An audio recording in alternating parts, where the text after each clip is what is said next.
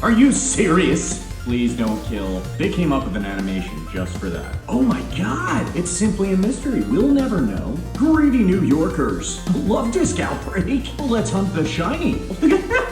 What? I asked for this. You know, I definitely played around. What was that face?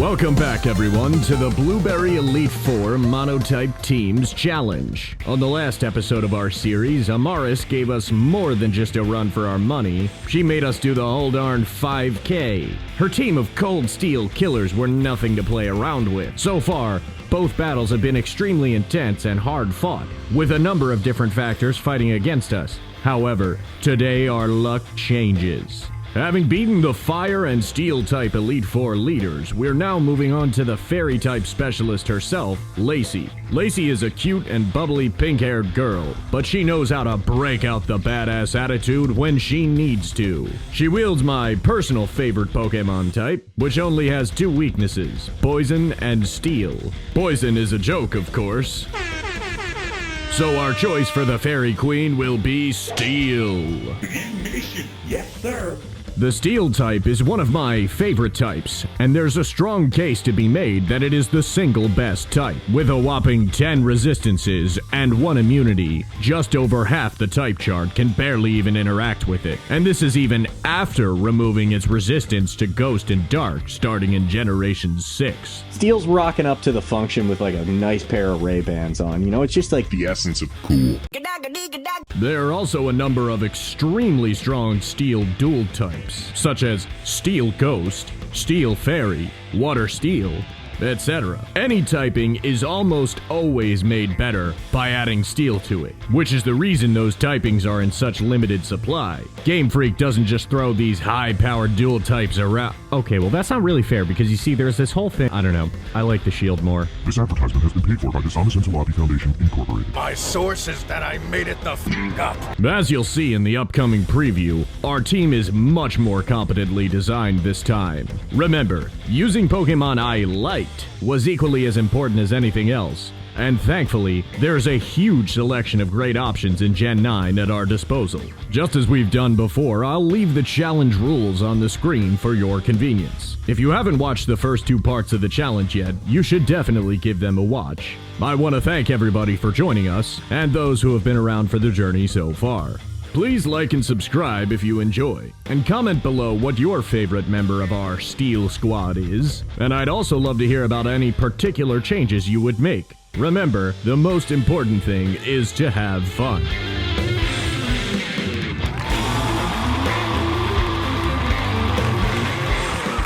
Magnazone. Get in the zone.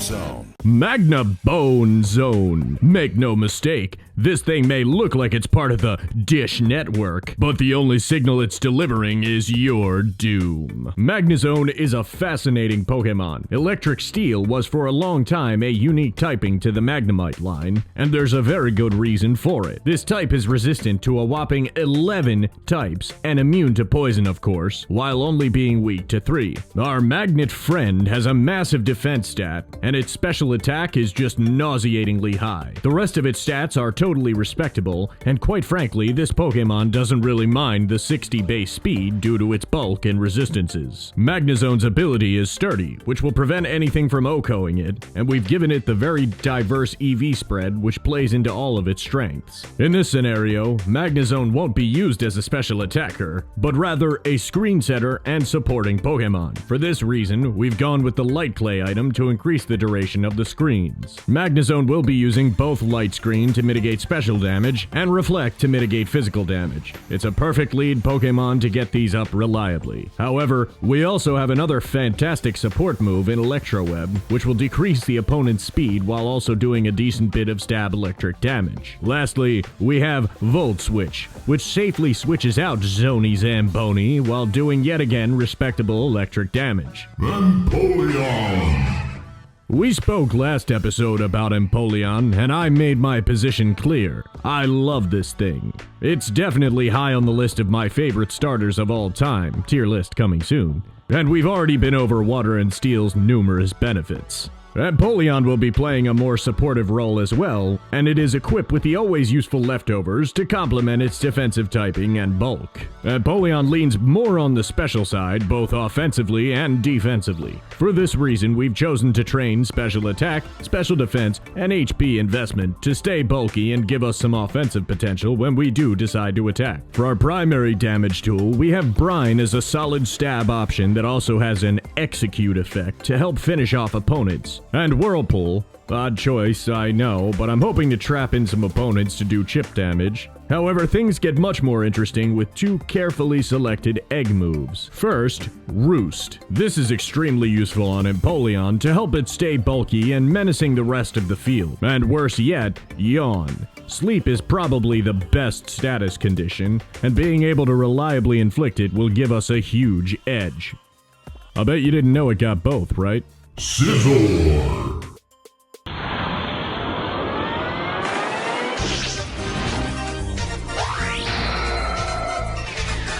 Scissored all night long. You have to be careful with scissors. Scissor me timbers, and also me girlfriend. Sad face. Scissor needs very little introduction. It's got fantastic stats, perfect for a bulky physical attacker. Just missing a bit of speed. But what's this? It's got a perfect stab priority move? Yeah, there's a reason people love this thing. The shiny is not that great though. Scissor will be the team's choice band attacker, and naturally we've chosen the ability Technician, which might as well be a signature ability of Scissor. Name a more iconic duo, I'll wait. And of course, light metal ability is a total joke. I mean, which one would you choose? We'll be using a standard fast physical attacker EV spread to back up its already great stats, and the speed will help if we choose something other than Bullet Punch. Did I say duo? I meant name a more iconic trio. Scissor, Technician, and Bullet Punch. Get in, hit first, hit hard, finish the job. The end. Enough said. Although we will most certainly stick to our bread and butter, we also have equipped ourselves with Pounce for bug-type stab and a speed drop. And also Wing Attack for flying coverage. Both of these moves are Technician boosted, and they may come in handy. Lastly, we have equipped Iron Head, although it will almost certainly never be worthwhile. Goldango!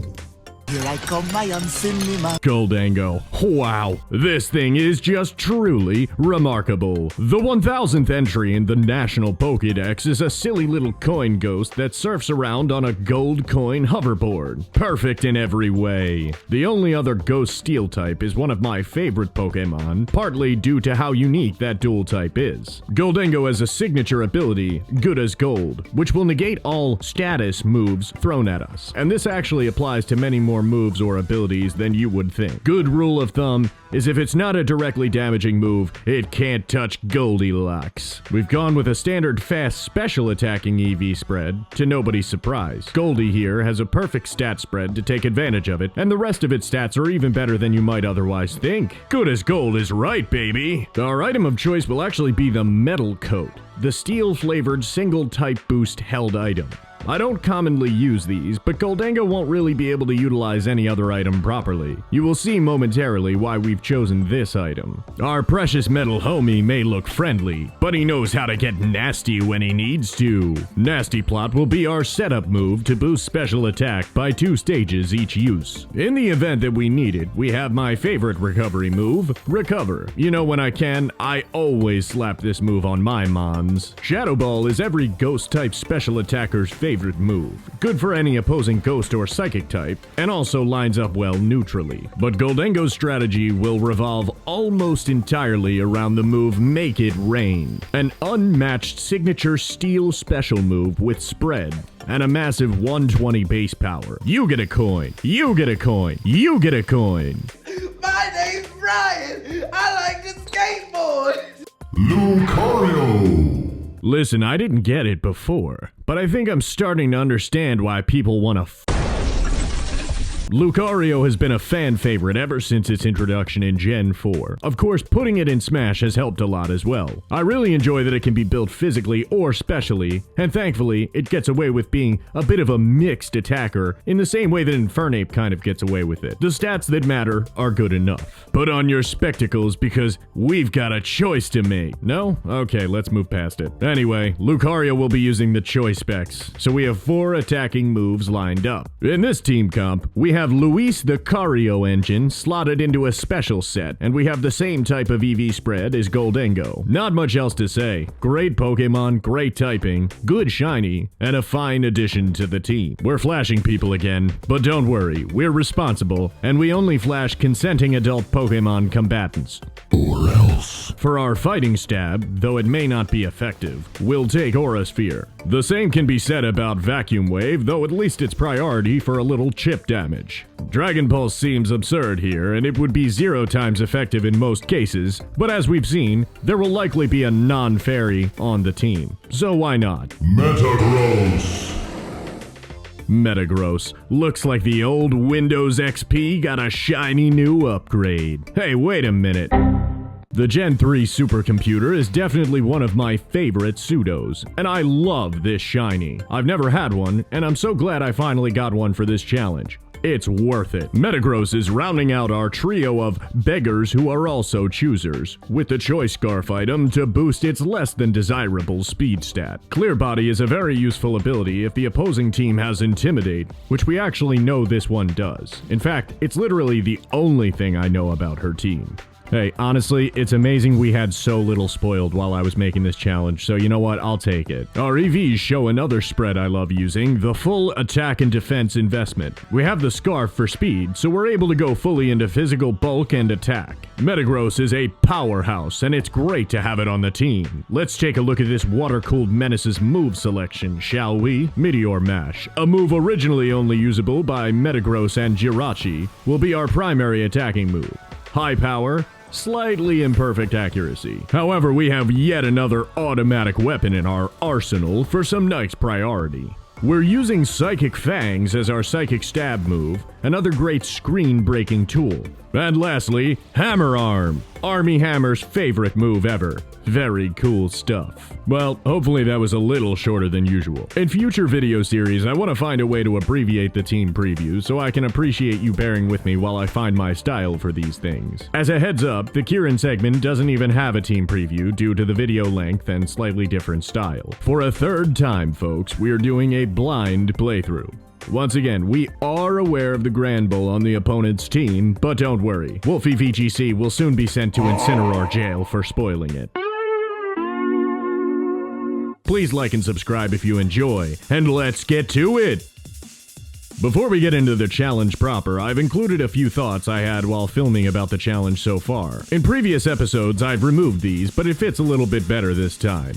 Boy, did we just have so much fun. I mean, Amarys even worse than Crispin. You know, we got pummeled. And what I'm finding in this challenge is that, you know, these guys, first of all, are not playing by the monotype rules that you would expect, because with rare exception like Volkner and Flint from the Elite Four of Diamond, Pearl, and Platinum, you know, most gym leaders have always abided by they use a monotype team, and they have dual types, but it's always one common type between them.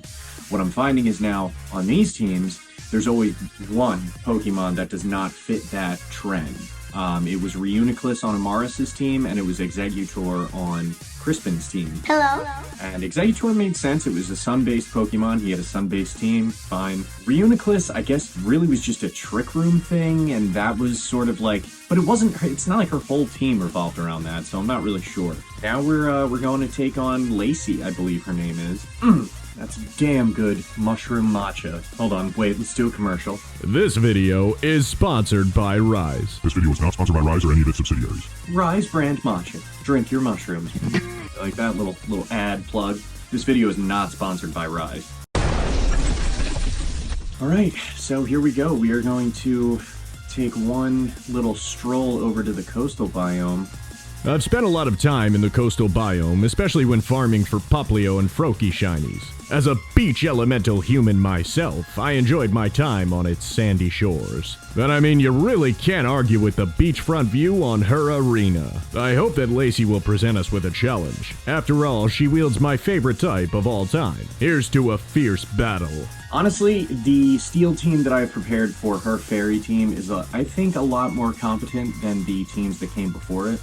What I kind of imagined was that the steel and fairy teams I prepared for the fairy and dragon type leaders respectively would be a lot more successful. I'd have a lot more success with them than I did with the water and ground team, because although those teams were not horrible necessarily, I mean, they just didn't have that level of cohesion that you would expect on a competitive level team. I mean, that's what these guys are using. They're using competitive teams. And we drop like a rock. No surprise there. Love disc outbreak! Well, let's hunt the shiny! Not happening. Love disc. One of the great tragedies of our time. We descend and power on to the beach, and prepare ourselves to sign up for the challenge. Coastal biome, definitely my favorite, hands down. Kidding me right now, Oddish? Are you serious? Away with you. God, nothing takes the wind out of my sails more than an Oddish. It's damn Oddish infestation. As we walk up, I'm yet again marveling at the simple but effective arena design. I will surely sound like a broken record, but this cyberspace aesthetic is very much a me thing. This one's kind of like a mall plaza. Something about these places, like, makes me feel like they would smell like an outdoor shopping mall. Like that, like, fresh, like, smell of, like, good mall food. The only problem with this team is that if I have some sort of battle as part of the trial, which again, blind playthrough, don't really want to be leading with Magnezone because I'm going to want to get it over as fast as possible. We'll see what happens. Let's do it up. Do it to it, my dudes. Powered by Rise. No, it's not. It's literally not powered by Rise. Miss Lacey, not just Lacey. And she should be treated with respect. As we'll see later, she's got connections. Why, thank you. Oh, money again. Money, in this context, means BP, which stands for... Okay, something about this sounds oddly familiar. Hang on a minute. I figured it out. This whole money BP inception nonsense. It's been gasp. The Illuminegi. It's been them all along. I'll get you egg-shaped maniacs. I love it. Thanks. Here's my money. Every time. We pay for the privilege yet again. And don't worry, I know you're getting sick of this bit. I don't care. You can never stop me. Greedy Americans. Greedy New Yorkers. I should know. I'm actually worse than a greedy American New Yorker. I'm a greedy American Philadelphian. Yuck. Now that our fee has been paid, here comes the woman of the hour, and it's time for a fit check. Her look isn't bad. I would say it's definitely less, it takes less risks. Her drip is not as risque as the other two. It also pays off less. We should probably talk about the Blueberry Elite Four's overall drip, or as the kids say, swagadiddly-dociousness.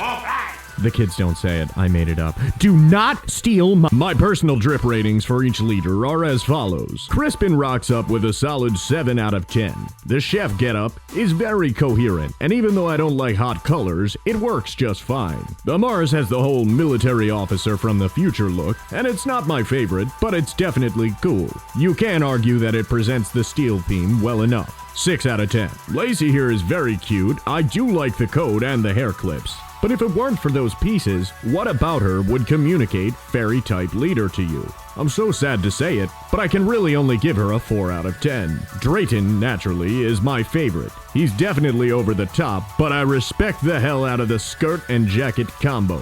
He takes risks, and they pay off. 9 out of 10. Now the coat, not bad, and I like those little hair, little things she's got going on, like, I guess, how would you call that? Like a clip, a pin, something? Might be a headband under there, we don't know. It's simply a mystery, we'll never know. So, unfortunately, we've come to the trial portion of this episode. Why do I sound so unenthusiastic? Well, you'll see. we relocate to a more secluded part of the coastal peninsula, anxiously awaiting the trial. Unfortunately, we don't have footage of this since I started the series after the intro of the Indigo Disc, but Lacey was actually quite rude to us when we first arrived. It was so long ago, I had actually forgotten. Oh yeah, that's right. You were the one who didn't want me to join. And I don't know why that is. What's the beef, lady? Of course, she gives us some weird answer by citing the bylaws. Is it quite irregular? Are you one of those? I thought the robot lady was that archetype in your group. We've already dealt with one robotic supercomputer of a human, so let's not do this song and dance again, please. You're one of those too? Listen, I don't care about your rules. I'm not from New York. I'm from Spain or whatever it is, wherever Paldea is. Pretend Spain. When Lacey suddenly drops, "Our trial has officially begun," I start to worry a bit. What do you mean by that? No anxious students ready for battle, no picnic table for sandwiches, no performance-enhancing drugs, not even any Magnemite rings? Well, what in the world could it ever be? It's a quiz. It's a Pokemon quiz. A Pokemon quiz. Ladies and gentlemen, only the best from Game Freak. A Pokemon quiz. I wonder if it's going to be anything like the quiz that gains you entry to the Elite Four in the base game. Boy, was that hard. That was a real thinker. Yeah, so we obviously don't have footage of anything in the base game. Sorry. We get a whole 5 riveting questions. I'm sure you're all on the edge of your seats here. Try to remember to breathe, folks. I don't know if I can handle it, guys. The pressure! Do we ask her to explain it again? Come on, I had to. I had to see if she'd get annoyed or something. Of course she won't. She's a fucking robot. Again, thought the other one was the robot. Reluctantly, we decide to press on. We've come too far to turn back now. At least we don't have to battle anyone ahead of time. It's time to play Pokemon Quiz Time. Learning together for safety and fun. Now, let's beginning. I don't know what you're imagining, but it's probably even easier than that. The rules are as follows. Don't be a stupid idiot pants, and that's literally it. Woo! Our first question features the ever-popular Pokemon mascot, who is not a fairy type. Dedenne is in the game, so why not Dedenne? We're tasked with recalling what area of its body Pikachu generates electricity with. And no, it's not its butt. That was, naturally, my first thought. Okay, so Pikachu, we're doing Pikachu stuff. Not very fairy themed, I don't think. If anything, Dedenne, which part of its body? The cheeks, right? Yeah, okay, that's an option. Cheeks, obviously. We got it. Yay. Come on. I'm a Pikachu fanboy. I've got the Pika power. They call me Pika Picasso. You might say I'm Pikachu Prime. Then Lacey starts talking about poking its sacks. Well, let's move on. Question 2 stars at Venonat? Can we get a fairy type in here? What exactly are we doing with the theming here? This theming is all wrong. And you guys know how I feel about theming. Theming is good, people. Theming is good. Next order of business. Radar-related things. Okay, well, insects and radar, that's always got to be their antennae? Antennae? I mean, it's got to be, right? As if the mispronunciation isn't bad enough, I'm just straight up dead wrong. Yeah, has to be. Well... yeah, whatever. Are you... what? They ask you how you are, you just have to say that you're fine when you're not. I'm not a round 1 bug catcher, okay? Sue me! Okay, I'm sorry. I couldn't help myself. I cannot believe that I'm being made a fool of by a god Venonat. Anyway, somehow it's the eyes? I thought the whole point was that it wasn't seeing. Okay, so it was the eyes? I mean, that seems counterintuitive. How does an eye work as radar? Okay, so apparently moths aren't actually blind. Their eyesight is great. What I was thinking of is that Oblivion has those moth priest guys. I'm not really sure how I just assumed they were all blind in general. Oh, that's so dumb. Now we're moving into the tea of it all with Sinistea. So, and by the way, I'd like to point out that we got it wrong, and they just let us keep going. Truly. So what would have happened during the Make a Sandwich Foundation competition? My guess, literally nothing. If you know the first thing about Sinistea, you can tell where this is going. We'll be tasked with discerning the genuine article apart from its counterfeit friends. I see. Well, I need to see the bottom. Show me the other side of the Sinisty! You just need to wait for them to rotate. Yeah, there. That one has the mark. And would you believe it if I said that that was the one that I picked? Well, it was. Yeah, it wasn't a joke. Question 4 is yet another challenge which is made obvious just by looking at the subject chosen. Minior is a Pokemon which has 7 different colored cosmetic forms, one for each hue in the rainbow. Oh my god, it's just like the cup game. Oh, cool. Now, it's time for our viewers at home to participate. Can you pick out the red floating rock Pokemon? Text your answers to 1-555-938-69-6969-6969. If you chose that one, you're right! They came up with an animation just for that. High quality animations, guys. Who let the dogs out? What the dog doing? That's right, folks. It's somebody's favorite Pokemon, Granbull. And then she hits us with this, and like, I don't know, there's nothing wrong with it in theory. It just struck me the wrong way. I couldn't really tell you why. What? That's totally subjective? Well, you know, thank God they don't let you put in your own answers here, right? So, anyone's guess? Probably tummy? Well, but I guess you can intuit that it's probably the stomach. Oh wow, look at that, guys, we did it. What a roller coaster ride of emotion. Now we've completed 3 of the 4 elite trials in the terrarium. We're coming towards the finish line now, baby. All that's left to do is get this battle underway, and our alloyed associates are ready and waiting.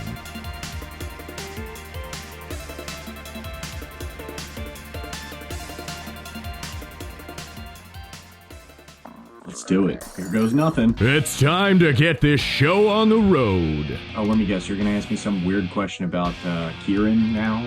Just a guess. For the 3rd time, we take our positions at either side of the field. Apparently, it's okay to these folks to be a school racist. For shame, Lacey. Lacey proceeds to tell us a bunch of stuff we already know. She uses fairies, they're weak to poison and steel, blah blah. At last, so begins the battle we've been anxiously awaiting. Alright, let's do it. Now, for her leads, Who let the dogs out? the fairy specialist chose 2 great lead Pokemon. And for a moment, I actually forget how well equipped for this I am. Empoleon is not what we want to have in front here. But you'll see just how perfect it was momentarily. She's gonna use Tailwind, I'm having a feeling. And of course, the Intimidate, that's okay. We have no physical attackers on the field. Oh, I forgot about that. Okay, well, good thing we had competitive, right? Competitive allows us to back down Granbull by boosting our special attacking stat by a whopping 2 stages. Then, as you know, Magnezone is here to set up support and get out with Volt Switch. So I assess which screen to set up first. We're gonna get physical attacks mostly from Granbull, so I think we should do Reflect first. After setting up our first of 2 screens, I plan to use Yawn with Empoleon to put pressure on Lacey. Yawn, Whimsicott, because it seems like more of a threat. I didn't explain this, but I find Whimsicott threatening due to its potential to use priority support moves with the Prankster ability. Or it could just use Energy Ball, I guess. Please don't kill. Alright, good. And it's only neutral anyway. Magnezone starts its screen installation business as planned with Reflect. Good so far. Looking good. The always dependable Yawn connects, but then Granbull gets ready to show its fury. No. Wait a minute, did you guys hear that?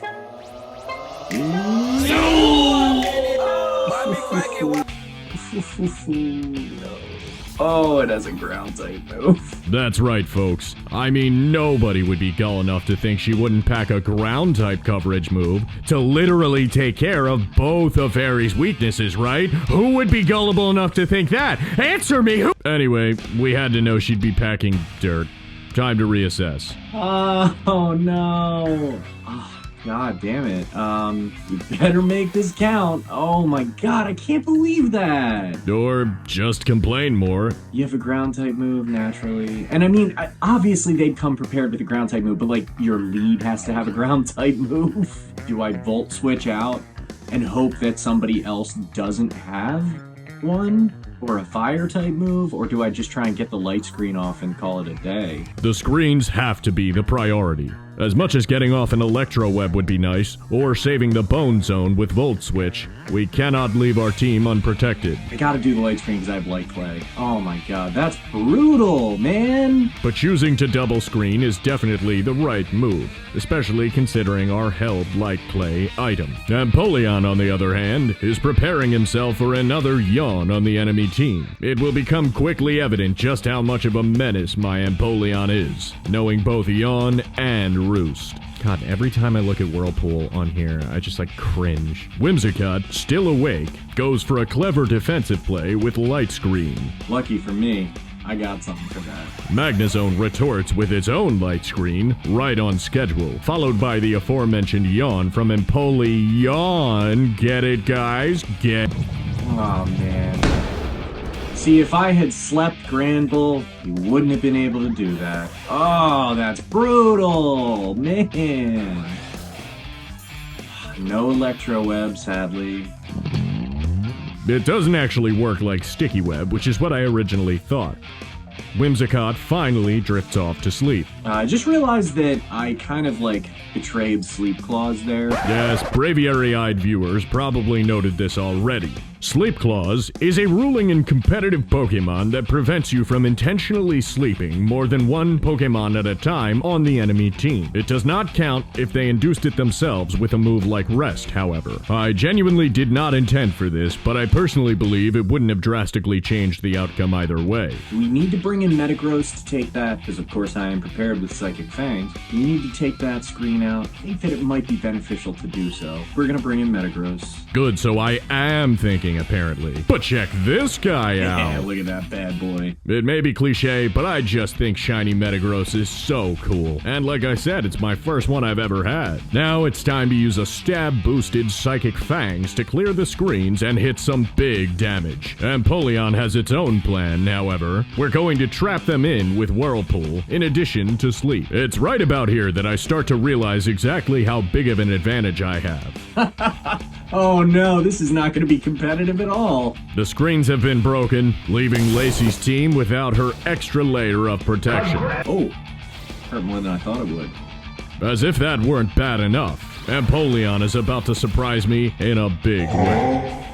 Oh my god! Oh, because I have competitive! I got a competitive boost. This is not gonna be competitive at all. Granbull returns with a fire punch, barely doing a third. Yeah, that, ladies and gentlemen, is why Metagross is a true-to-life gangster. Empoleon heals with leftovers, proving its own worth as well. Dude, Empoleon is killing it right now. Turns out that's exactly what I needed. Oh my gosh. I really did not know how effective he was going to be. Alright, but you know what? I need to not use Yawn until they wake up. That feels really not competitive at all. Metagross is now choice locked, so I'll need to switch it out, which reduces our momentum slightly. But all things considered, it's probably more fair that way anyway. Oh, that's right. I have to... Well, that's a little bit fair. I have to switch out. Run. Damn it. Can't run away. He'll find me. Can't run away. Okay, so who do we bring in now? How do we want to do this now? Maybe bring in Goldango and try and get a nasty plot up. Hey everybody, I'm the new kid. Derek comedy references aside, Empoleon will also be sending a simple but effective brine into Granbull for some big damage due to our boost. What? What was that face?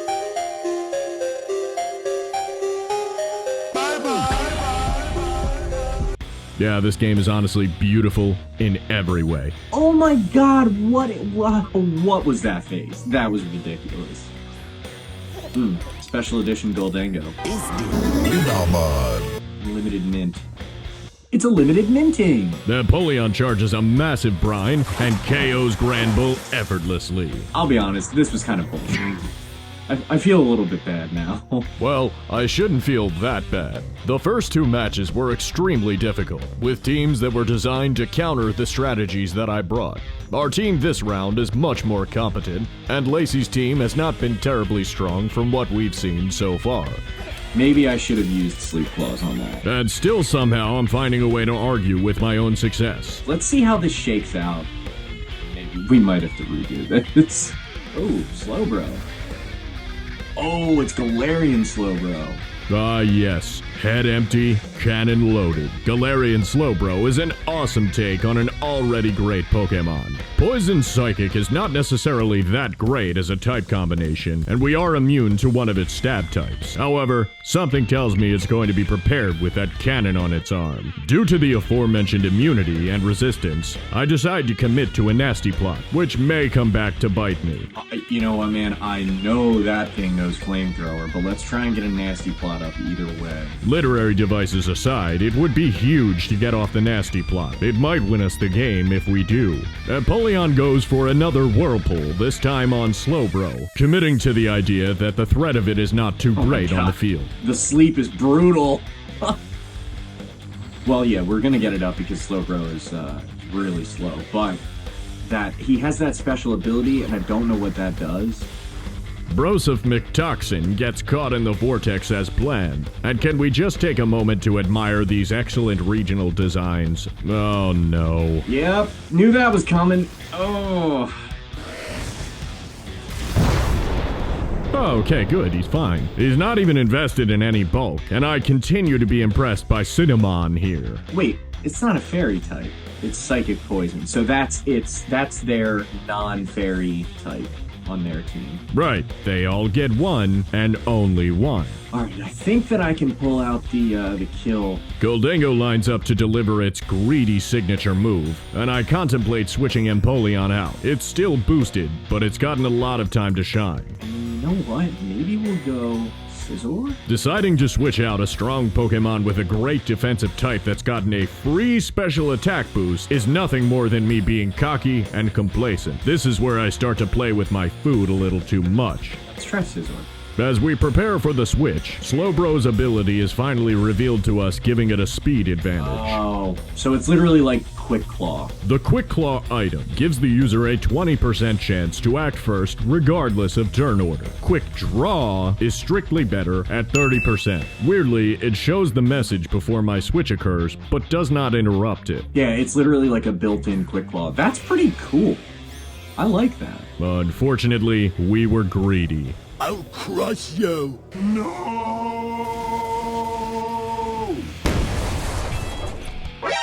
Help me! Oh my god! Oh no, it's happening again! My Blazikins have come home to roost! Now Whimsicott is awake and it can exact its revenge! Oh god, brace for impact! Here it comes! Oh, well, would you look at that? He woke up and did literally nothing. Now we can move forward with our onslaught. Alright, here comes the Mega Rain.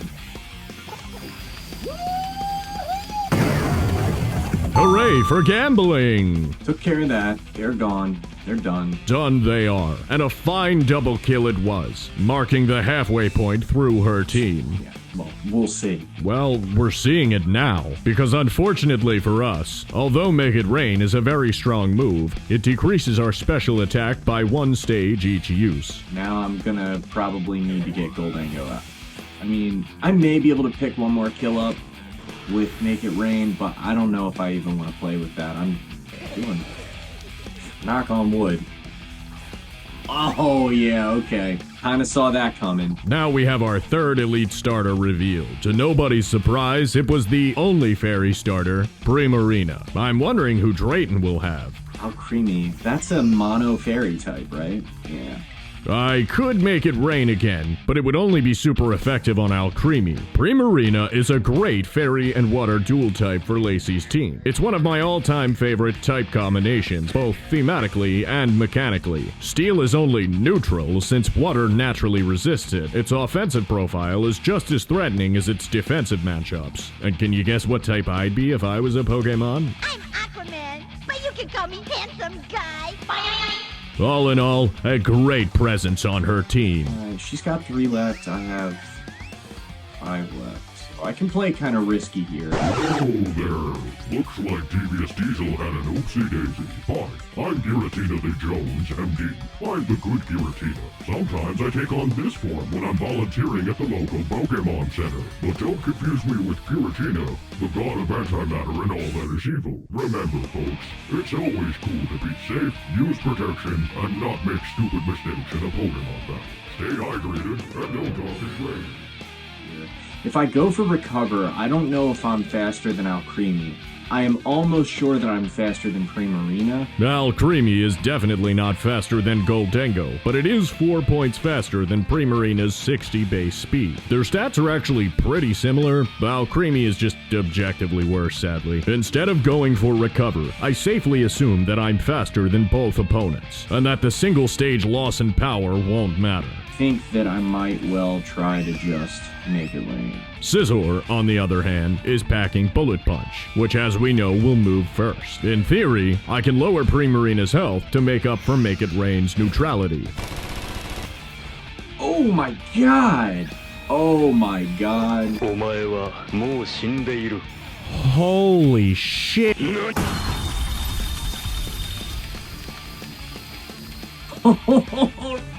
Oh, what happened? That, ladies and gentlemen, is the look of a plan coming full circle. What happened?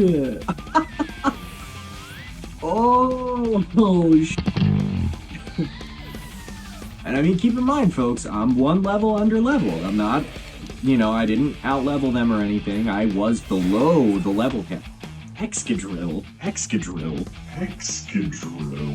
Okay, so obviously we have to address the elephant in the room. So far, we've only seen 1 off-typed Pokemon per team in this playthrough. Now Lacey has 2? Well, as it turned out, Game Freak had a little surprise planned for us. Remember Clay? Of course you do. Everyone's favorite cowboyman. Well, as it turns out, Lacey is his daughter. Yes, you heard me right. Now, I can't find any evidence that this was teased beforehand or anywhere else, so I'm just going to assume that they made this decision specifically for this game, which is fine, by the way. I actually think it's a great continuity to a well-loved gym leader. But my question is this: why not just use Excadrill? It fits perfectly if she's Clay's daughter, and a better option for numerous reasons. I mean, where's Galarian Slowbro even coming from? It's not even part of some larger team strategy. It doesn't play a crucial role on the team. Did she do a semester in Galar or something? Anyway, good idea, just weird execution. Rant over. Oh, you're gonna terrestrialize it. That's the plan. Lacey means to make Excadrill a right and proper member of her team, as the Brits would say. Remember, she's British now. She did that semester abroad. This could be threatening due to its extremely strong ground stab. Switching to Lucario, because either way, even if she doesn't, no, she's going to terrestrialize it. That's the rule here. But I was gonna say, even if somehow she didn't, I have Aura Sphere. Kamehameha. The Pokemon fan, Lucario. Look at that bad boy. It's time for the final showdown. Lacey terrestrializes Excadrill, planning to fight it out to the very end. She certainly picked one hell of a Pokemon to stick it out with her. Let's see if this Terra Fairy Sweeper has what it takes. What? Help me! Oh yeah. Goodbye. Goodbye. That thing's fast. It's one of my favorite Pokemon, and one of the best Pokemon in its class. There's a reason Excadrill is notorious. Base 88 speed is excellent. Unfortunately, things are going to get worse before they get better. Lacey already has momentum, and now our screens are wearing off. Well, no, Lucario might have gone first, though.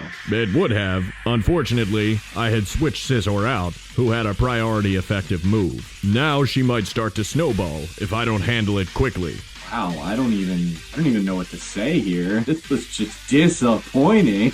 Well, I guess I could finish this right now. I almost want to bring Empoleon in and stunt on her. Oh god, please pass me. Please don't do this. Come on, let's whirlpool and stunt on her. Why not? my god, you stupid bitch! Unbelievable. No reason not to. Well, the reason not to is staring us in the face right now. Excluded can very easily get out of hand and sweep our team with ground-type moves. It wouldn't even be remotely surprising. That's okay, we can get back on track. Oh, whoops, what the Oh god, no. Oh yeah, that really doesn't do much damage. Okay, well I was curious. I was curious. Big brain plays, folks. Got cocky, then literally misclicked, and now I'm about to fucking lose. Oh. Well, I guess I shouldn't play games with her then, so. Wow, absolutely genius thought from this head-empty YouTuber. My face when YouTuber stupid head. I asked for this. You know, I definitely played with my food a little bit too much there, so that's fine. Metagross has Bullet Punch, so I'm just gonna bring it in and smoke it. And now, to add insult to injury, our other screen has worn off. Also, our light screen and reflects are worn off. Oh, Scizor has Bullet Punch too, and Technician, so we're bringing that bad boy in and we'll take the KO with Scizor, of course. Metagross played a good role in getting rid of those screens. I may have gotten a few of you sweating there, but yes, we still have two options with priority. There's no way she could have survived both. Just yawn to be disrespectful. Okay, and here's something we should probably talk about. I can explain. I know what this looks like. As we know, Terra is banned. Not allowed. Oh, cannot have. illegal. Immoral. So, it turns out, I was the bad guy all along. All around me are familiar It doesn't even matter, but I am gonna... Oh, you know what? No. So far, I have not Terra'd the whole time, so we're not gonna do that. Yeah, it's against the rules. You wanna play rough? Okay. Say hello to my little friend!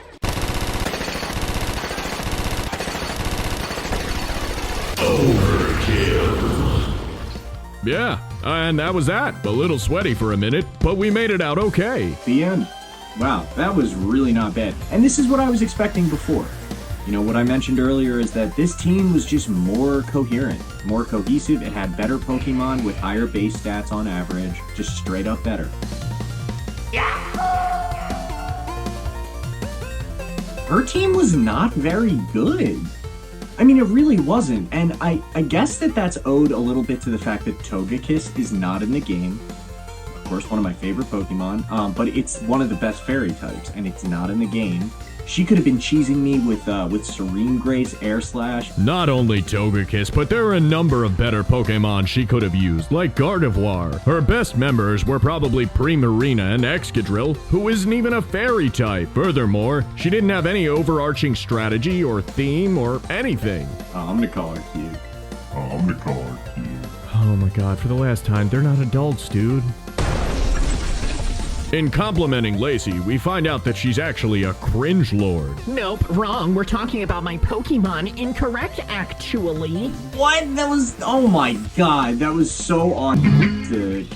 Dude, I thought... Oh my god. And here I thought Amarys was supposed to be the socially awkward one. Well, shit. We're not ableist on the channel. Live your best life, girl. We've now successfully completed 3 of the 4 Elite Trial segments of this DLC. Things are ramping up, but our team for our next episode is quite possibly the best one yet. We take some cute selfies with Lacey and bid her farewell. I've already made my disappointment clear. As a fairy-type enthusiast, and some would argue specialist, myself, I had really hoped for more with her team. But we had a blast taking on the challenge as always. Goodbye, Lacey. You truly were a Pokemon person. It's my understanding that I'm going to be able to rematch these guys to have, it's like you bring them in as special trainers or something. So we could even do this again. I just don't know what level they're going to be. Yeah, that's right, and stay out. Okay, I know. It's getting old. Thankfully, we only have 1 or 2 or 3 more instances of Dragon Tales tomfoolery left to go. Drayden does his normal thing, dropping some lore, but this time he comments on the fact that he's starting to sweat from your dominant presence. That's right, Dragster. The time is nigh. Gentlemen, save it for August 4th at the Honda Center in Anaheim! Oh, here we go with Kieran again. It's all about Kieran. It's a drama. I'm going to save you all the frustration of experiencing the Kieran exposition. So instead, let's engagement farming. What's your favorite steel type, goons and goonettes? Your favorite steel dual type? Comment below. Also, I'm always open to suggestions, Pokemon related or otherwise. I appreciate your feedback. Hopefully, he brings me at least a little more challenge than she did. What can I say? I'm the, Dr. Mario! Alright, well, that's that. Thank you guys so much for watching. As always, please like and subscribe if you're enjoying the content, and stay tuned for more. All music, memes, and gags excluded is written, recorded, and produced entirely by me, Devious Diesel. Please do not use or distribute without permission and credit. Thank you.